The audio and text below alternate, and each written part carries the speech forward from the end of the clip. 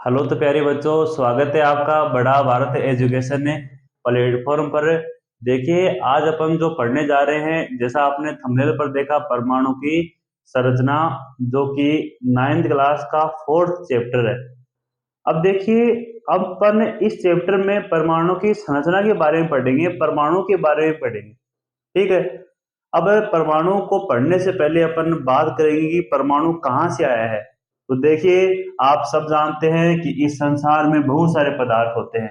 जैसे आपके हाथ, मेरे हाथ में मार्कर है, ये मार्कर है, मैं खुद पदार्थ हूँ। कोई भी ईंट, पत्थर, पेन, पेंसिल, जो भी आइटम है, ये सारे पदार्थ ही हैं।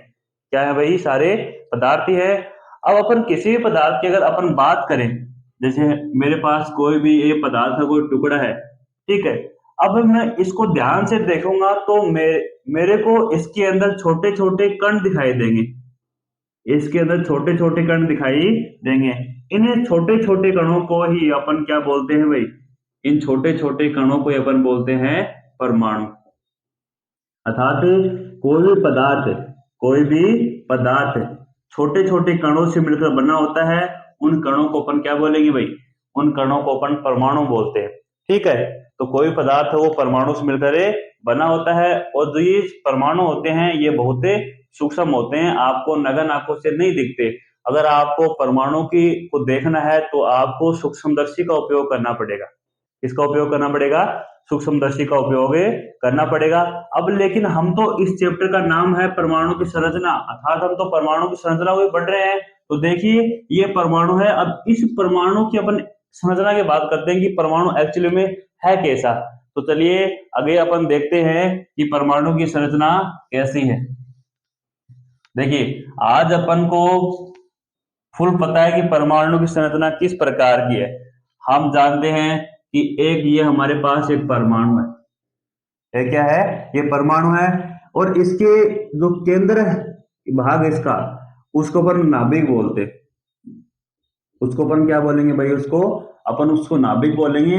और जो परमाणु का जो नाभिक होता है, जो केंद्र भाग होता है, उसके अंदर दो कण होते हैं। एक होता है प्रोटॉन और दूसरा होता है न्यूट्रॉन। अर्थात P है प्रोटॉन और N है न्यूट्रॉन, जो परमाणु के नाभिक में होते हैं। जो परमाणु के नाभिक में होते हैं। और जो इलेक्ट्रॉन है वो इस परमाणु के अंदर वर्ताकार पथ में इसके चारों ओर चक्कर लगाते हैं। किसके? नाभिक के। तो ये परमाणु की संरचना है। आज अपन को ये संरचना फुल पता है कि परमाणु के अंदर प्रोटॉन और न्यूट्रॉन ये नाभिक के अंदर होते हैं, और इलेक्ट्रॉन इसके चारों तरफ चक्कर लगाते हैं। ठीक है। लेकिन अपन को ये पहले नहीं पता थी, ये अपन को स्टार्टिंग में नहीं पता थी कि परमाणु की इस प्रकार की संरचना है। ठीक है। तो इस प्रकार की संरचना है, किस प्रकार की परमाणु की संरचना है, इसका पता लगाने के लिए आपके पास बहुत सारे मॉडल आएंगे, जिसमें से आपकी बुक के अंदर 3 मॉडल दिए गए हैं। आपकी बुक के अंदर 3 मॉडल दिए गए हैं। एक है जो पहला जो मॉडल है वो है थॉमसन का मॉडल। थॉमसन का मॉडल। उसके बाद जो दूसरा मॉडल है वो है रदरफोर्ड का मॉडल। दूसरा जो मॉडल है वो है रदरफोर्ड का मॉडल। और का परमाणु मॉडल बोलते हैं उसको, क्योंकि परमाणु की संरचना के संबंध में ही ये मॉडल दिया गया। तो दूसरा जो मॉडल है वो है थॉमसन का, या सॉरी रदरफोर्ड का परमाणु मॉडल। और जो तीसरा जो परमाणु की संरचना के संबंध में जो मॉडल है वो है बोर का मॉडल। वो है बोर का मॉडल। तो इस प्रकार ये 3 मॉडल परमाणु की संरचना के संबंध में दिए गए। ठीक है। अब अपन इन मॉडलों को पढ़ने से पहले अपन बात करेंगे परमाणु के अंदर जो प्रोटॉन, इलेक्ट्रॉन और जो न्यूट्रॉन है, इनकी खोज किसने की और इनके ऊपर आवेश कैसे होता है। ठीक है। तो अपन सबसे पहले बात कर लेते हैं उनकी। तो देखिए, अपन बात करेंगे परमाणु की संरचना की। तो उसके अंदर प्रोटॉन, इलेक्ट्रॉन और न्यूट्रॉन 3 कण होते हैं। कितने कण होते हैं? 3। प्रोटॉन, इलेक्ट्रॉन और न्यूट्रॉन। तो देखिए, जो स्टार्टिंग में जो वैज्ञानिक थे जिनका नाम है डाल्टन, जिनका नाम क्या है भाई, डोल्टन। डोल्टन के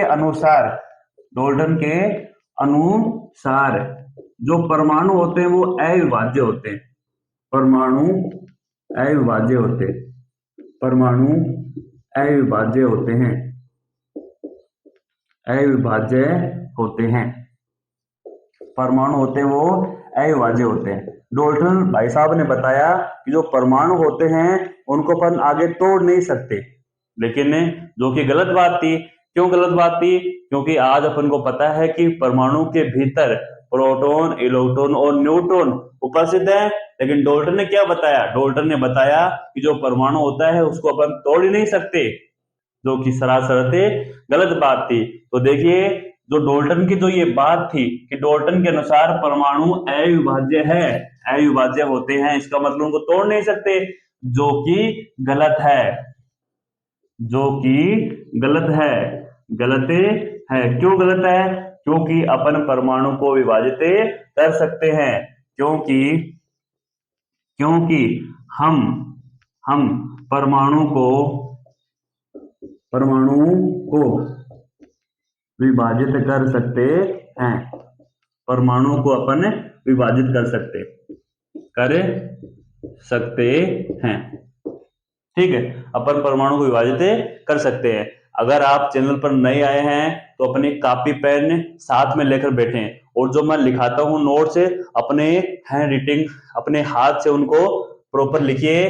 और आपके साथ साथ में पेन चलेगा तब आपका दिमाग भी चलेगा, वो सारी चीजें आपको समझ में भी आएंगी। तो आप तुरंत एक काम करो, अपने पेन कॉपी उठा लो और लिखना स्टार्ट कर दो कि जो डोल्टन के अनुसार जो परमाणु होते हैं वो अविभाज्य कण होते हैं। कैसे होते हैं? वो अविभाज्य कण होते हैं, जो कि गलत बात है। क्यों गलत बात है? क्योंकि हम परमाणु को विभाजित कर सकते हैं, अपन परमाणु को तोड़ सकते हैं।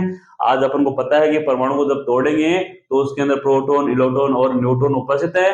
ठीक है, तो अपन परमाणु को प्रोटॉन, इलेक्ट्रॉन और न्यूट्रॉन के अंदर तोड़ सकते हैं। ठीक है, तो आगे अपन, आपने अगर इसको नोट करना चाहते हो तो वीडियो को पॉज करके इसको नोट कर सकते हो, लेकिन मेरे को थोड़ा सा आगे बढ़ना है, तो मैं आगे बताऊंगा कि आगे अपन क्या पढ़ेंगे। तो देखो, परमाणु को अपन तोड़ सकते हैं भाई। परमाणु को अपन 3 छोटे छोटे कणों में तोड़ सकते हैं। अपन उन 3 छोटे छोटे कणों को अपन बोलेंगे अपरमाणु कण। अपरमाणु के कण, अपरमाणु के कण बोलेंगे अपन उसको। क्या बोलेंगे भाई? अपरमाणु के कण बोलेंगे।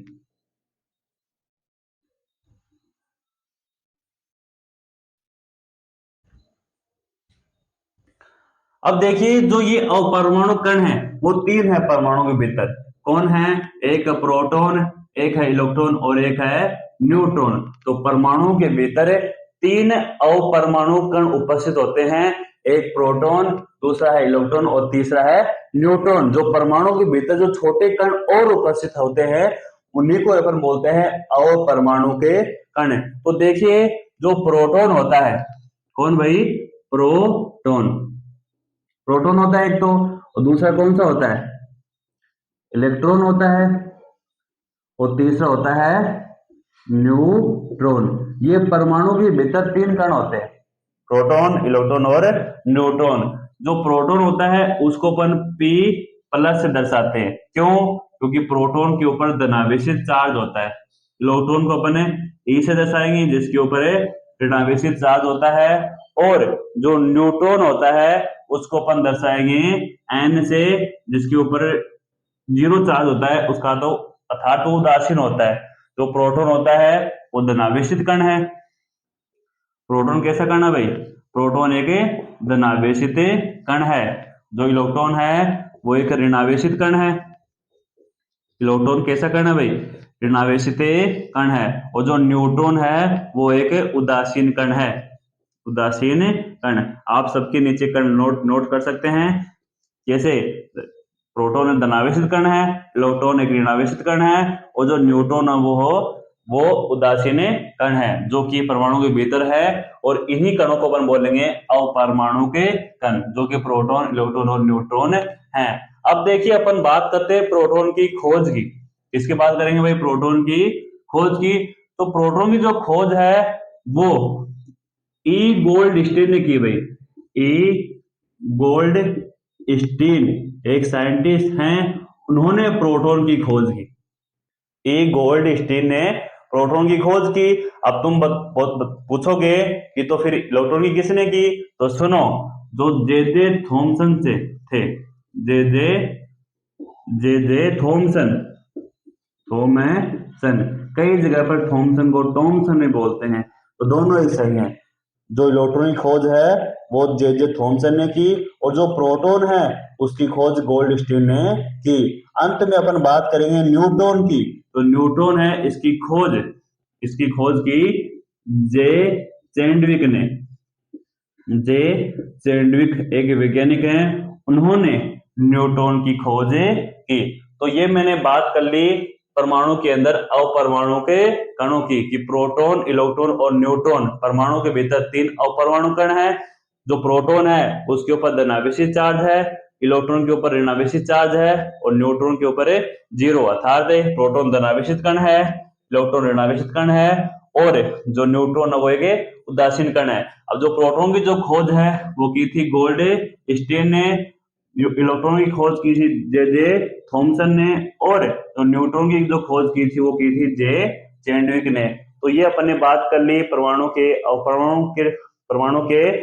अपरमाणु कणों की और इनकी खोज की।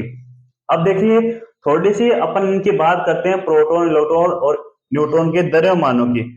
अगर आप नोट कर रहे हो तो वीडियो को पॉज कर सकते हैं, ताकि आपको आराम से ये कोई दिक्कत नहीं आए नोट करने में। तो अपन ने अभी तक जो पढ़ा है वो पढ़ा है कि परमाणु के भीतर 3 अपरमाणु कण होते हैं, प्रोटॉन, इलेक्ट्रॉन और न्यूट्रॉन। प्रोटॉन होते हैं और न्यूट्रॉन, प्रोटॉन और न्यूट्रॉन नाभिक में होते हैं, और इलेक्ट्रॉन होते हैं उसके चारों तरफ वर्ताकार कक्षों में चक्कर लगाते हैं। ये अपन ने पढ़ा। अपन ने बात कर ली कि प्रोटॉन की खोज किसने की, इलेक्ट्रॉन की, और न्यूट्रॉन की खोज किसने की। अब देखिए जो प्रोटॉन होता है, प्रोटॉन, उसका जो द्रव्यमान होता है, का द्रव्यमान, प्रोटॉन का द्रव्यमान होता है वो इलेक्ट्रॉन से बहुत ज्यादा होता है, इलेक्ट्रॉन के द्रव्यमान से बहुत ज्यादा होता है, इलेक्ट्रॉन के द्रव्यमान से बहुत ज्यादा होता है। किसका द्रव्यमान ज्यादा होता है, प्रोटॉन का द्रव्यमान ज्यादा होता है। ऐसा बोला जाता है कि आप प्रोटॉन के द्रव्यमान की तुलना में इलेक्ट्रॉन के द्रव्यमान को नगण्य मान सकते हैं, अर्थात इसको नेग्लिजिबल मान सकते हैं, इसको नगण्य मान सकते हैं। प्रोटॉन के द्रव्यमान के आगे इलेक्ट्रॉन का द्रव्यमान वो कुछ नहीं। लेकिन जो न्यूट्रॉन है, कौन भाई, न्यूट्रॉन, न्यूट्रॉन, न्यूट्रॉन और जो प्रोटॉन है इनका दोनों का द्रव्यमान लगभग बराबर है। प्रोटॉन और न्यूट्रॉन का जो द्रव्यमान है वो लगभग बराबर है, लेकिन इलेक्ट्रॉन का द्रव्यमान इनसे बहुत कम है। किनसे, प्रोटॉन और न्यूट्रॉन से। ज्यादा द्रव्यमान किसका होगा, प्रोटॉन का और न्यूट्रॉन का। अगर इन प्रोटॉन और न्यूट्रॉन की अगर अपन बात करें तो इसमें जो प्रोटॉन का द्रव्यमान है वो ज्यादा होगा। तो ये अपन ने बात कर ली प्रोटॉन, इलेक्ट्रॉन और न्यूट्रॉन के द्रव्यमानों की। अब देखिए सबसे पहले मैंने एक बात बताई थी कि जो परमाणु होते हैं उनकी संरचना के संबंध में 3 मॉडल दिए गए।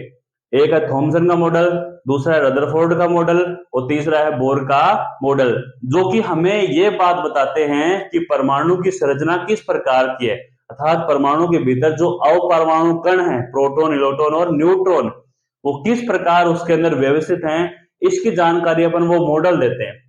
लेकिन आज जो अपन जो परमाणु की संरचना जानते हैं वो परमाणु की संरचना का फाइनल रिजल्ट है वो।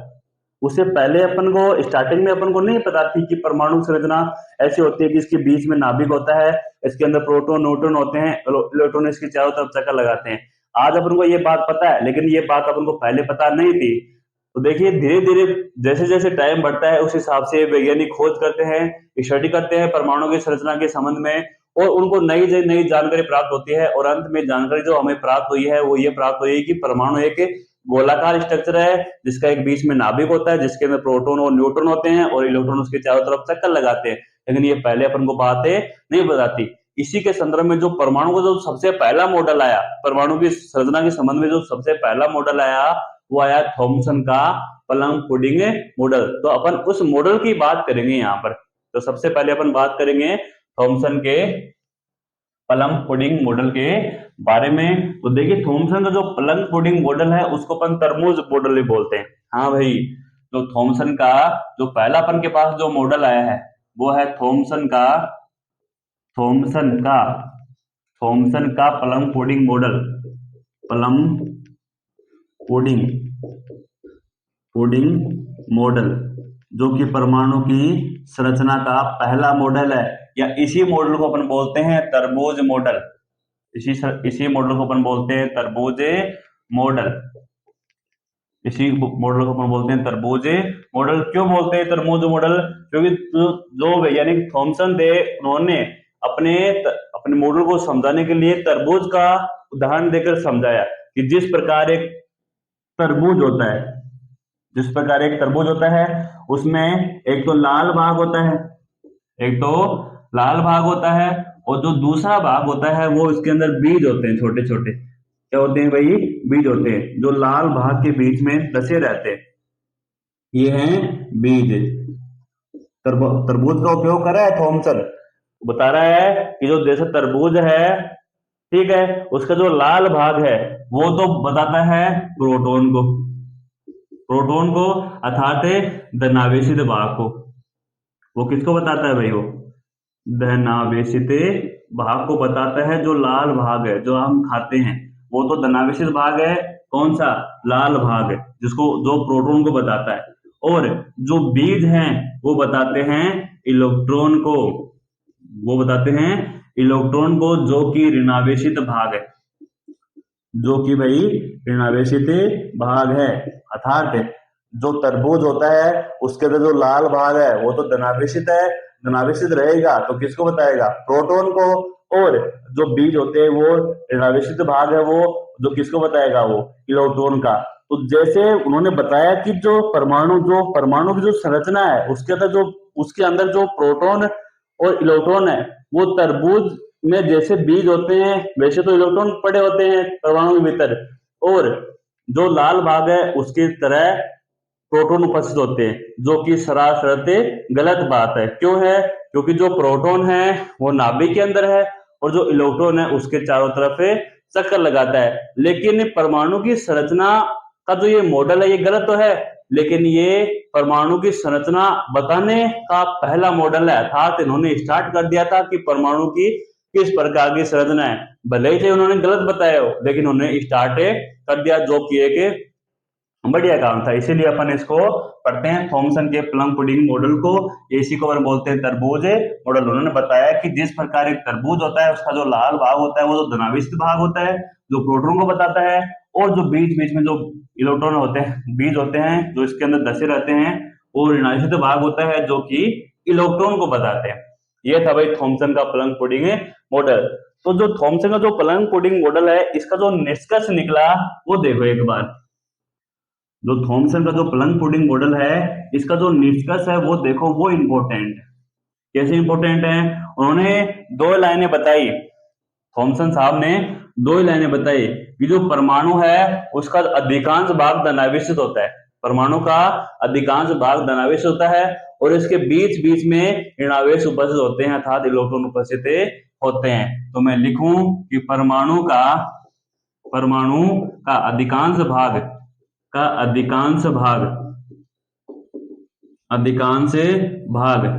धनावेशित होता है, धनावेशित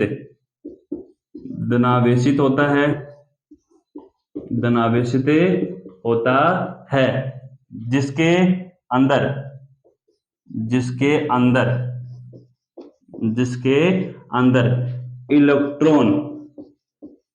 जिसके अंदर इलेक्ट्रॉन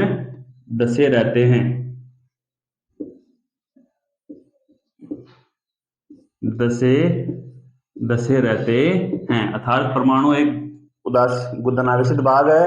अधिकांश जो भाग है परमाणु का वो धनावेशित है, और जो इलेक्ट्रॉन है उसके अंदर धसे रहते हैं बीजों की तरह। ठीक है, पहला निष्कर्ष तो ये था। दूसरा निष्कर्ष क्या था उनका? उन्होंने बताया कि जो प्रोटॉन है, व इलेक्ट्रॉन परिमाण में समान होने के कारण समान होने के कारण जो परमाणु होता है, परमाणु होता है वो उदासीन होता है, परमाणु होता है वो उदासीन होता है।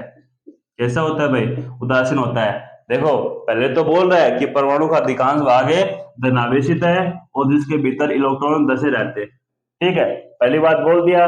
उसके बाद बात से अपनी बात से पलट गया। उन्होंने बताया कि परमाणु क्या है, कि उदासीन है। क्यों है? क्योंकि इसके भीतर प्रोटॉन और जो इलेक्ट्रॉन है उनका जो परिमाण है अथवा उनकी जो मात्रा है वो बराबर है, समान होने के कारण वो उदासीन हो गए। क्यों हो गए? क्योंकि आप जानते हैं प्रोटॉन के ऊपर प्लस का चार्ज होता है, इलेक्ट्रॉन के ऊपर माइनस का। प्लस माइनस एक दूसरे को कैंसिल कर देंगे और क्या हो जाएंगे? वो उदासीन हो जाएंगे। इसीलिए उन्होंने बताया कि जो परमाणु होता है वो उदासीन होता है। क्यों होता है? क्योंकि प्रोटॉन व इलेक्ट्रॉन का जो परिमाण है वो समान होने के कारण परमाणु होते हैं वो उदासीन होते हैं। तो यहाँ पर अपने पढ़ा थॉमसन का प्लंग पुडिंग मॉडल या तरबूज मॉडल। ठीक है, उसके बाद जो हमारा अगला मॉडल है वो है रदरफोर्ड का परमाणु मॉडल। तो देखिए रदरफोर्ड का परमाणु मॉडल की अपन बात करते हैं यहाँ पर। तो देखिए रदरफोर्ड का जो परमाणु मॉडल है वो लगभग बहुत 80% कवर कर दिया।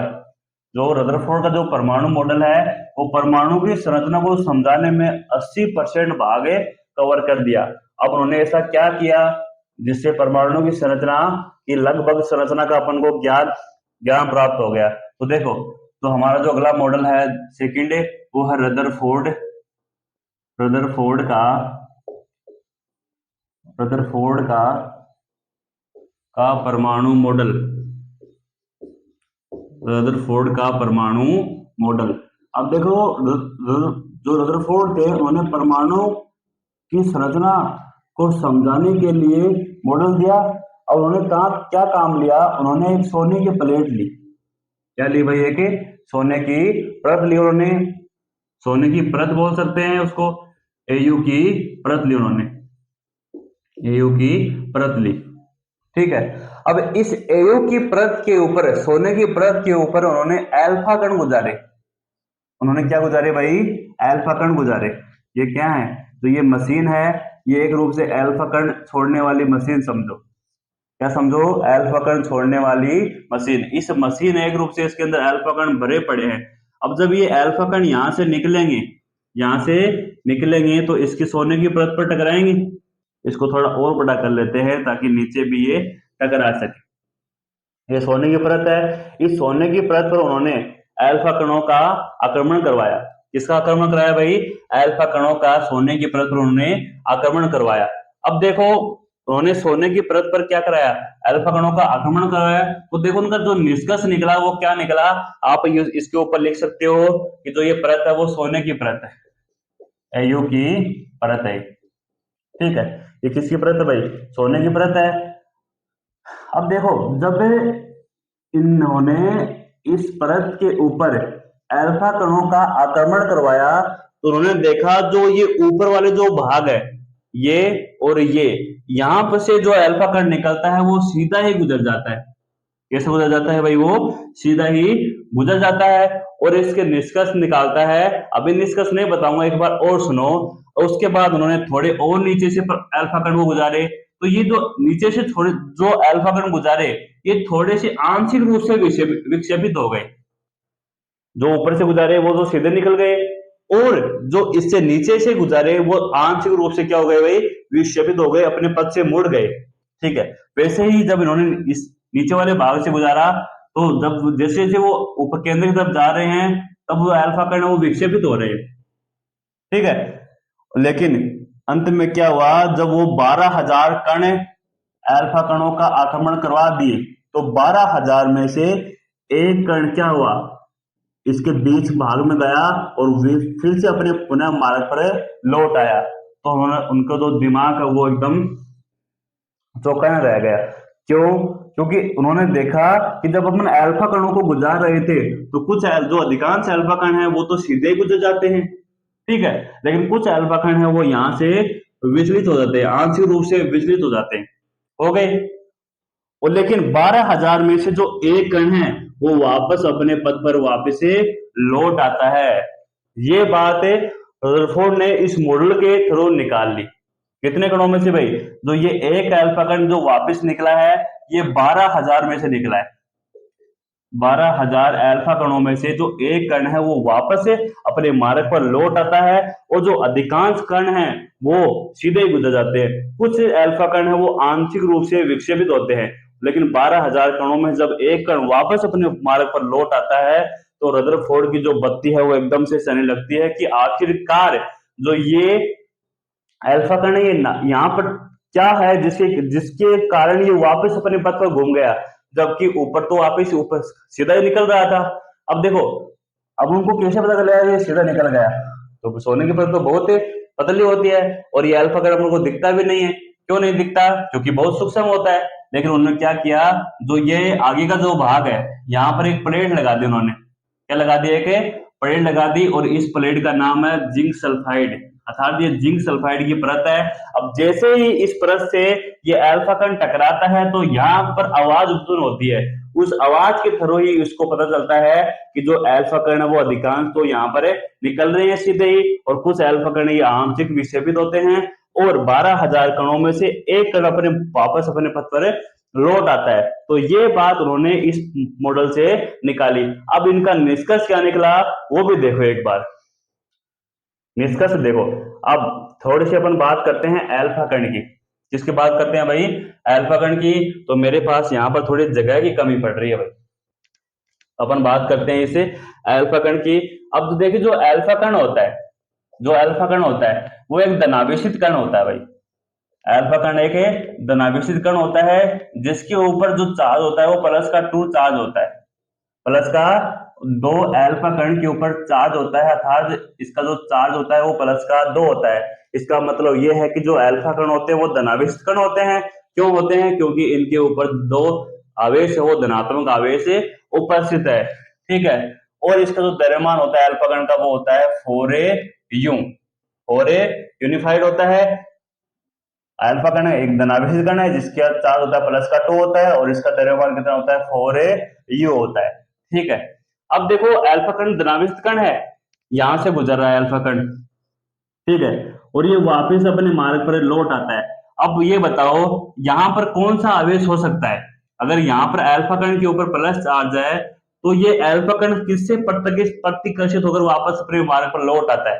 आप जानते हैं सब कि अगर आपके पास दो आवेश है, एक प्लस का आवेश है, दूसरा माइनस का आवेश है, तो ये दोनों एक दूसरे को आकर्षित करेंगे और पास आएंगे। लेकिन अगर मैंने माइनस माइनस दो आवेश ले लूं, तो ये एक दूसरे को क्या करेंगे? एक दूसरे को प्रतिकर्षित करेंगे। उसी प्रकार अगर मैं दो समान आवेश लूं प्लस प्लस के, तो ये भी एक दूसरे को क्या करेंगे? प्रतिकर्षित करेंगे। तो रदरफोर्ड ने ये कॉन्सेप्ट यहाँ पर लगा दिया। उन्होंने सोचा कि जो नाभिक, ये जो अल्फा कण है ये धनावेशित है, और जैसे ही यहाँ पर इसके केंद्र भाग में जाता है, तो इसके केंद्र भाग में कोई प्लस चार्ज होगा, जिसके कारण ये प्रतिकर्षण के कारण ये वापस अपने पथ पर लौट रहा है। तो इस कारण उन्होंने बता दिया कि जो परमाणु का जो केंद्र भाग है वहां पर धनावेशित कण होते हैं, जिनको अपन बोलते हैं प्रोटॉन। तो अपन बोल सकते हैं कि जो धनावेशित भाग है परमाणु का, वो कहां पर है भाई? नाभिक के अंदर है, इसके केंद्र भाग में है। और जो इलेक्ट्रॉन है वो उसको चारों तरफ चक्करे लगा रहे हैं। क्यों लगा रहे हैं? क्योंकि जो अल्फा कण है एक धनावेशित कण है, और इसको आकर्षित कौन करेगा? धनावेशित कण करेगा, जिसके कारण ये एकदम सीधे गुजर रहे हैं। लेकिन यहाँ पर डटे नहीं। क्यों नहीं डटे? क्योंकि जो अल्फा कण है इसकी जो गति होती है काफी स्पीड में होता है भाई, फास्ट होता है। इस कारण ये इलेक्ट्रॉन के संपर्क में ज्यादा देर तक नहीं रह पाता, ये सीधा ही गुजर जाता है। ठीक है। लेकिन दोनों के बीच में आकर्षण तो है, इसलिए सीधा गुजर गया। लेकिन यहाँ पर जो अल्फा कण है, जो नाभिक है, इन दोनों के ऊपर प्लस का चार्ज होने के कारण ये प्रतिकर्ष करते हैं, और जो अल्फा कण है ये वापिस अपने मार्ग पर लौट आता है। तो इसका जो निष्कर्ष निकला वो ये निकला कि जो धनावेशित भाग है वो परमाणु के केंद्र में है, और जो ऋणात्मक भाग है इलेक्ट्रॉन, वो इसके चारों तरफ चक्कर लगाता है। ठीक है। तो इसका अपन निष्कर्ष लिखेंगे एक बार। जो रदरफोर्ड का जो परमाणु मॉडल है, इसका अपन निष्कर्ष लिखेंगे कि इसका जो मॉडल है इसका निष्कर्ष क्या है भाई। तो देखो निष्कर्ष क्या है इसका निष्कर्ष देखो एक बार। निष्कर्ष उन्होंने बताया कि परमाणु के केंद्र भाग में, परमाणु के केंद्र भाग में अधिकांश, संपूर्ण, अधिकांश नहीं, संपूर्ण धनावेश है, संपूर्ण धनावेश उपस्थित है, संपूर्ण धनावेश उपस्थित है। पहला निष्कर्ष तो इनका ये है। पहला निष्कर्ष क्या है? जो परमाणु का जो केंद्र भाग है उसके अंदर संपूर्ण धनावेश उपस्थित है। क्यों है? क्योंकि जैसे अल्फा कण बीच नाभिक से टकराता है तो वापस लौट आता है। इसका मतलब ये है कि दोनों समान आवेश होने के कारण टकरा रहे, वापस आ रहा है अल्फा कण, तो समझ गए वो कि केंद्र भाग में क्या है भाई, धनात्मक आवेश है। तो इसी कारण पहला निष्कर्ष तो निकाला वो यही निकाला कि परमाणु के केंद्र भाग में संपूर्ण धनावेश उपस्थित है। हम सब जानते हैं कि जो प्रोटॉन होता है वो धनावेश कण होता है और इसका द्रव्यमान तो सबसे ज्यादा होता है। क्या होता है? सबसे ज्यादा। तो इसका जो दूसरा निष्कर्ष है वो ये निकला कि परमाणु का अधिकांश द्रव्यमान, क्यों अधिकांश क्यों बोला है, संपूर्ण क्यों नहीं बोला? क्योंकि अधिकांश का मतलब है कि लगभग जो द्रव्यमान वो इसके केंद्र भाग में ही है। अधिकांश द्रव्यमान केंद्र भाग में केंद्रित रहता है। अधिकांश भाग उसके केंद्र भाग में केंद्रित रहता है। क्यों होता है? क्योंकि इलेक्ट्रॉन का द्रव्यमान वो तो नगण्य होता है और प्रोटॉन का बहुत ज्यादा होता है। प्रोटॉन के द्रव्यमान की तुलना में अपन इलेक्ट्रॉन के द्रव्यमान को नगण्य मान सकते हैं और प्रोटॉन होता है वो नाभिक के अंदर है, तो अपन बोल सकते हैं कि जो प्रोटॉन का जो परमाणु है उसका अधिकांश द्रव्यमान कहाँ होता है? इसके केंद्र भाग में रहता है। उसके बाद देखिए इसका जो तीसरा निष्कर्ष है वो क्या है कि जो परमाणु होता है, परमाणु के भीतर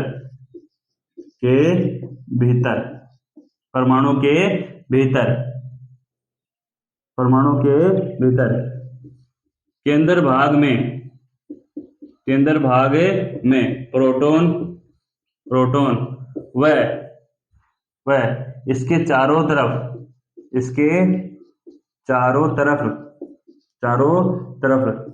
वर्ताकार पथ में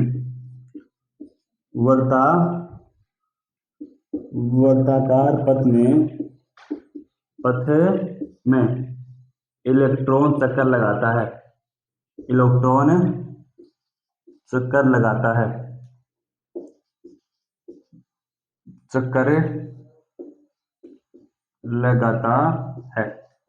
तो इस प्रकार उन्होंने अपने 3 निष्कर्ष निकाल दिए कि परमाणु का जो केंद्र भाग है इसमें संपूर्ण धनावेश उपस्थित होता है। दूसरा जो निष्कर्ष निकला वो निकला कि अधिकांश द्रव्यमान इसके केंद्र भाग में होता है। और तीसरा जो निष्कर्ष निकला वो ये निकला कि जो परमाणु का जो केंद्र भाग है उसमें प्रोटॉन होंगे। कौन होंगे भाई? प्रोटॉन होंगे और इसके चारों तरफ इलेक्ट्रॉन चक्कर लगाते हैं। ठीक है, तो ये हो गए भाई रदरफोर्ड के 3 निष्कर्ष। अब देखिए जो इसका जो लास्ट का जो निष्कर्ष है कि परमाणु के भीतर केंद्र भाग में प्रोटॉन और इसके चारों तरफ वर्ताकार पथ में इलेक्ट्रॉन चक्कर लगाते हैं। तो कौन चक्कर लगाते हैं भाई? इलेक्ट्रॉन। इस पॉइंट पर ये फंस गया। तो इस पॉइंट को मैक्सवेल एक साइंटिस्ट है उन्होंने उठा लिया। उन्होंने क्या इसका मुद्दा उठाया वो भी सुनो। जो मैक्सवेल नाम के जो साइंटिस्ट थे उन्होंने क्या मुद्दा उठाया इस पॉइंट के ऊपर, वो देखो उन्होंने बड़ा खतरनाक मुद्दा उठा लिया भाई। तो रदरफोर्ड वो बोले कि जो परमाणु होता है उसके जो केंद्र भाग है उसके अंदर धनावेशित भाग है जिसको हम बोलेंगे प्रोटॉन, और जो इसके चारों तरफ जो वर्ताकार पथ है इसके ऊपर इलेक्ट्रॉन चक्कर लगाता है। अब इसी पॉइंट जो रदरफोर्ड का है इसके ऊपर मैक्सवेल ने कमी काट दी। मैक्सवेल ने क्या काट दी भाई? कमी काट दी। अब मैक्सवेल बोले कि सुन भाई साहब, रदरफोर्ड को बोल रहे हैं कि बताओ अगर ये इलेक्ट्रॉन इसके चारों तरफ चक्कर लगाता है, अगर चारों तरफ इलेक्ट्रॉन चक्कर लगाएगा तो ये इलेक्ट्रॉन ऊर्जा को उत्सर्जित करेगा। ऊर्जा क्या करेगा भाई?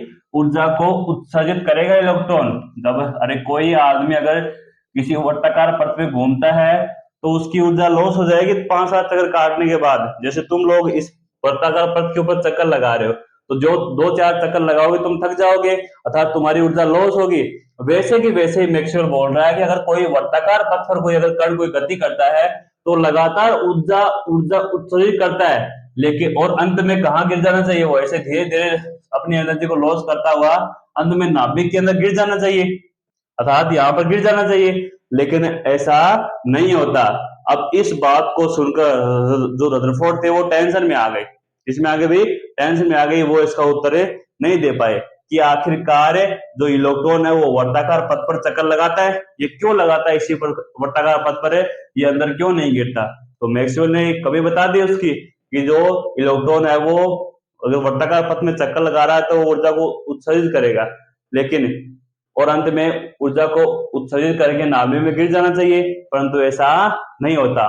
तो इस समस्या का सुलझाव जो मैक्सवेल ने जो प्रश्न उठाया, इसका जो उत्तर देने के लिए एक अगला मॉडल, एक अगले वैज्ञानिक आए जिसका नाम है बोर। तो उनके बारे में भी सुनो भाई। अब किसको मैक्सवेल का जो उत्तर देने के लिए आएंगे बोर साहब। अब बोर ने क्या बताया, बोर ने अपना एक मॉडल दिया कि भाई साहब मैं भी एक मॉडल दूंगा परमाणु के संदर्भ में। उन्होंने बताया बोर, इसलिए उनका नाम दे दिया बोर का मॉडल, बोर का मॉडल। अब देखिए बोर का जो मॉडल उन्होंने क्या बताया, बोर ने उन्हें बताया कि जो परमाणु होता है उसके जो नाभिक है उसके अंदर प्रोटॉन धनावेश कण है और इलेक्ट्रॉन इसके चारों तरफ वर्ताकार पथ में चक्कर लगाते हैं, ठीक है। अब सुनो, जो इलेक्ट्रॉन है इसके ऊपर यहाँ पर दो बल कार्य करते हैं, एक तो इसके ऊपर बाहर की तरफ बल लगेगा और दूसरा जो बल लगेगा इसके अंदर की तरफ लगेगा। इन दोनों बलों के इन दोनों जो बलों हैं बढ़ रहे हैं, तो बाहर की तरफ बल लग रहा है, दूसरा अंदर की तरफ लग रहा है, तो इन दोनों जो बलों हैं, जो बल हैं, इनका जो परिमाण एकदम समान है, जितना बाहर की तरफ बल लग रहा है उतना ही अंदर की तरफ लग रहा है, ठीक है। ये गति कर रहा है आराम से, जैसे यहाँ पर पहुंच गया गति करता हुआ, जितना बल इसका अंदर लग रहा है उतना ही इसके बल बाहर लग रहा है। तो ये बल है परिणाम समान होने के कारण ये अपने पथ को छोड़ता ही नहीं है, अर्थात न तो इसके अंदर आता है न इससे बाहर जाता है। अब देखिए जो ये इलेक्ट्रॉन है इसके बाहर की तरफ जो बल लगता है उसको बोलते हैं अपन अपकेंद्रीय बल, अपकेंद्रीय बल, अपकेंद्रीय बल। और जो भीतर की तरफ लग रहा है उसको अपन बोलेंगे अभिकेंद्रीय बल, अभिकेंद्रीय बल। तो इस प्रकार बोर ने बताया कि जो परमाणु है उसके इसके चारों तरफ वर्ताकार पथ में इलेक्ट्रॉन चक्कर लगाते हैं, जिसके ऊपर दो बल कार्य करते हैं, एक इसके बाहर की तरफ लगता है जिसका नाम है अपकेंद्रीय बल, और दूसरा जो बल लगता है उसके भीतर की ओर लगता है जिसका नाम है विकेंद्रीय बल। इन दोनों बलों का परिणाम समान होने के कारण ही ये इलेक्ट्रॉन है ये वर्ताकार पथ में, एक ही वर्ताकार पथ में चक्कर लगाता है, तब जाकर मैक्सवेल साहब ने संतुष्टि ली। हाँ, इसी कारण दो बलों के कारण ही इलेक्ट्रॉन इसके अंदर नहीं गिर पा रहा, ठीक है। तो इस प्रकार हो गए हमारे तीनों मॉडल परमाणु की संरचना के संदर्भ में। पहला मॉडल थॉमसन का मॉडल, दूसरा है परमाणु का रदरफोर्ड का मॉडल, और तीसरा है बोर का मॉडल। उसके बाद अपन बात करेंगे, अब देखिए अपन बात करेंगे अब बोर बरी स्कीम के बारे में।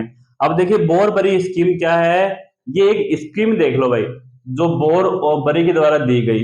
इसके अंदर दो साइंटिस्ट हैं, एक है बोर दूसरा है बरी, इन्होंने एक स्कीम दे दी। अब वो स्कीम क्या है, वो ये है कि एक हमारे पास परमाणु है, उसके भीतर जो इलेक्ट्रॉन का वितरण है वो किस प्रकार है, अपन किस प्रकार एक परमाणु के भीतर इलेक्ट्रॉन का वितरण मान सकते हैं, बता सकते हैं। तो उन्होंने बोर बरी स्कीम में बताया कि परमाणु के भीतर अपन इलेक्ट्रॉन का वितरण कैसे करेंगे। तो उससे पहले अपन बात करेंगे एक परमाणु के इलेक्ट्रॉन के कोषों की। जैसे हमारे पास एक परमाणु है, इसके परमाणु का जो केंद्र भाग है उसको अपन नाभिक बोलते हैं, जो परमाणु का जो केंद्र भाग होता है उसको अपन नाभिक बोलेंगे, और नाभिक के बाद जो ये वर्ताकार गोले रहेंगी इनको अपन बोलते हैं कोष, इनको अपन क्या बोलेंगे, कोष, या इनको बोलते हैं वर्ताकार पथ, इन्हीं का नाम है वर्ताकार पथ, वर्ताकार पथ, या इसी का दूसरा नाम है ऊर्जा स्तर, ऊर्जा स्तर, कई नाम है इनके, ऊर्जा स्तर, या इन्हीं को अपन बोलते हैं कक्षा, क्या बोलते हैं भाई, कक्षा। एक और नाम है इनका जिनका नाम है मुख्य क्वांटम संख्या, मुख्य क्वांटम क्वांटम संख्या, मुख्य क्वांटम संख्या। ये इस कोष के नाम है, इसको कोष भी बोलते हैं, वर्ताकार पथ बोलते हैं, इसी को बोलते हैं ऊर्जा स्तर, इसी को बोलते हैं कक्षा, या इसी को बोलते हैं मुख्य क्वांटम संख्या। अब देखिए हमारे जो ये कोष हैं, परमाणु के जो कोष हैं वो चार होते हैं, चार प्रकार के कोष होते हैं। कितने प्रकार के कोष होते हैं? चार। एक, पहला ये है एक नंबर, ये है दूसरा, ये है तीसरा और ये है चौथा। अब जो पहला कोष है इसको बोलते हैं n बराबर 1। जो दूसरा कोष है इसका जो n है वो जाएगा 2। अब जो देखिए जो n है ये है कोष की संख्या, ये पहला कोष है तो n बराबर 1, ये दूसरा कोष है तो n बराबर 2 और ये तीसरा कोष है तो n बराबर हो जाएगा 3। उसके बाद ये चौथा कोष है तो n बराबर हो जाएगा 4। तो इस प्रकार ये पहला कोष, ये दूसरा, ये तीसरा और ये चौथा। अब देखिए जो पहला कोष है इस कोष को अपन बोलते हैं के कोष। क्या बोलते हैं भाई? के कोष बोलते हैं। जो दूसरा कोष है उसको बोलते हैं के एल कोष, दूसरा एल। तीसरा कोष है उसको अपन बोलते हैं एम और जो चौथा कोष है उसको अपन बोलेंगे एन। तो इस प्रकार एक परमाणु के भीतर चार कोष होते हैं, एक का नाम है के, दूसरा का है एल, तीसरा है एम और चौथा है एन कोष। ये कोष के नाम है। और जो के है, के कोष है, इसके लिए एन का मान वो 1 होता है। जो एल कोष है इसके लिए एन का मान 2 होता है। एम कोष के लिए एन का मान 3 होता है और एन कोष के लिए एन का मान होता है 4। अर्थात ये पहला कोष, ये दूसरा, तीसरा और ये चौथा। पहले को अपन बोलेंगे के, दूसरी को अपन बोलेंगे एल, तीसरी को बोलेंगे अपन एम और चौथे को अपन बोलेंगे एनवा कोष। तो इस प्रकार ये जो कोष हैं इनके नाम है यहाँ पर मैंने बता दिए। अब देखिए जो बोरबरी स्कीम है, इन्होंने इन कोषों के भीतर इलेक्ट्रॉन कैसे भरते हैं, जो ये कोष मैंने बताए हैं इनके अंदर इलेक्ट्रॉन अपन कैसे भरेंगे इसके बारे में बताया उन्होंने। अब क्या बताया? उन्होंने बताया कि अगर अपन को इन कोषों के अंदर इलेक्ट्रॉन भरने हैं तो अपन को 3 नियमों का फॉलो करना पड़ेगा, 3 नियमों की पालना करनी पड़ेगी। तो इन्होंने 3 नियम दिए।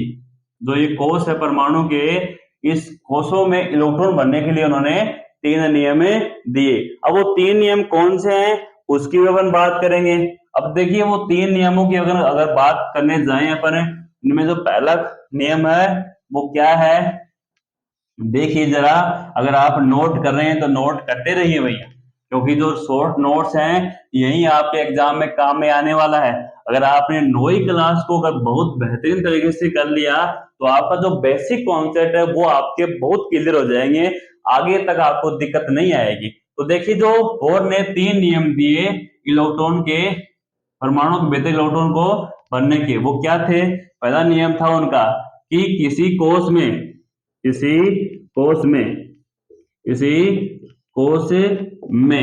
अधिकतम इलेक्ट्रॉन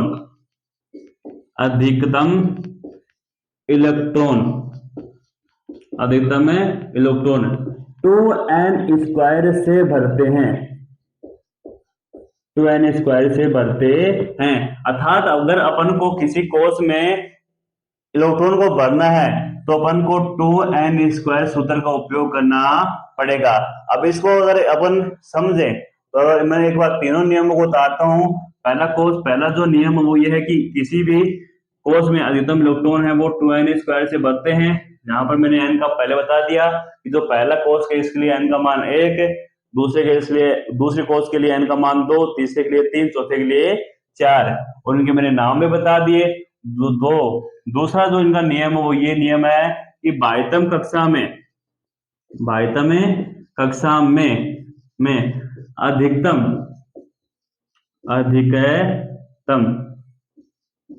अधिकतम 8 इलेक्ट्रॉन भरते हैं, 8 इलेक्ट्रॉन भरते हैं। ठीक है, एक बार सुनते रहिए। जो बाह्यतम कोष है उसमें अधिकतम अपन 8 इलेक्ट्रॉन भरते हैं। उसके बाद जो तीसरा जो इनका नियम है वो ये है कि पहला ऊर्जा स्तर या पहला कोश पूर्ण भरने के बाद, पूर्ण भरने के बाद ही हम हम अगले कोष में अगले अगले कोष में इलेक्ट्रॉन भरते हैं। अगले कोष में इलेक्ट्रॉन भरते हैं। तो इस प्रकार ये 3 नियम है। किसी कोष में आपको अगर अधिकतम इलेक्ट्रॉन भरने हैं तो 2n² को फॉलो करो। अधिकतम कितने भर जाएंगे? 8 भर जाएंगे। 8 ही भरने हैं किसी भी कोष में। अधिकतम इलेक्ट्रॉन कितने भरने हैं? 8 है। ये बात भी बोर-बर्नौली के नियमों में शामिल है। और तीसरी बात यह है कि पहला कोष पूर्ण भरने के बाद ही हम अगले कोष में भरते हैं। अब देखो अपन इनको एक उदाहरण के स्वरूप समझते हैं, एग्जाम्पल के स्वरूप समझते हैं। आपको ध्यान में रखना एक बार, अधिकतम 2n², बाह्यतम कोष में अधिकतम 8 इलेक्ट्रॉन भरेंगे और पहला कोष पूर्ण भरने के बाद अपने अगले में ही इलेक्ट्रॉन भरेंगे। ये 3 नियम है बोर-बर्नौली स्कीम के। ठीक है, तो अपन अब बात करेंगे इनके कि कैसे अपने इलेक्ट्रॉन को भरेंगे। हमने इससे पहले पढ़ा था कि जो परमाणु होता है उसमें 4 प्रकार के कोष होते हैं, K, L, M और N। तो सबसे पहले अपन उनका चित्र बना लेते हैं।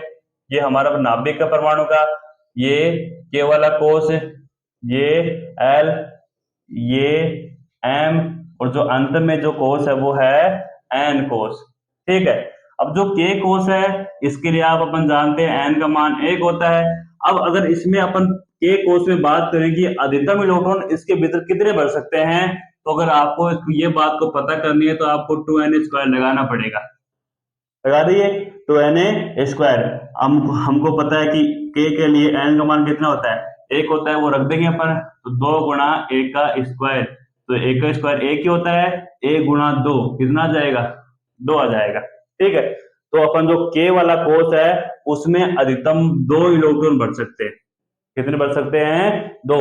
उसी प्रकार अगर दूसरे कोष की बात करें L की, तो इसके लिए जो N का मान होता है वो 2 होता है। और इसकी में अपन अधिकतम इलेक्ट्रॉन की बात करें तो फिर से 2n² लगाना पड़ेगा। तो देखो इसमें अगर मान रखेंगे 2 गुणा 2 का स्क्वायर, 2 का स्क्वायर 2 गुणा 2 4 गुणा में 2 कितना हो जाएगा? 8 हो जाएगा। अर्थात जो L वाला जो कोष है इसमें हम अधिकतम 8 इलेक्ट्रॉन भरेंगे। 3 ये 3 6 7 8 हो गए। तो पहले K वाले कोष में अधिकतम 2 इलेक्ट्रॉन, L वाले में 8 है। अब बात करेंगे अपन M कोष में।